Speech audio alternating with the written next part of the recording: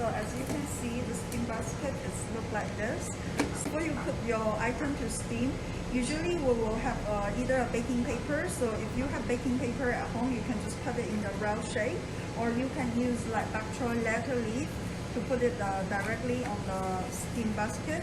Or here we also have this steam silicone mat. It's reusable and washable.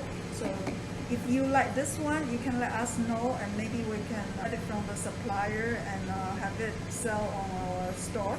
And you put the steam item here, you cover it, and then you need to have a pot that has some water inside and it fits the steamer.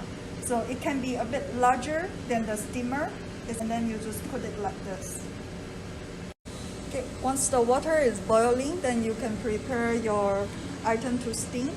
Today we're gonna to steam 3 items. It's the jumbo shrimp dumpling, puree ball, and also our wontons. So we can just put it here like this, and then put the wonton on top of it.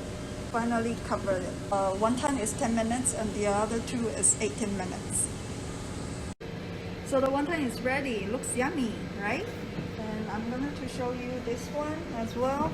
It looks like it's also ready. So as a dipping sauce, I recommend our vinegar dipping sauce. It's good for all 3 items. Bon appetit!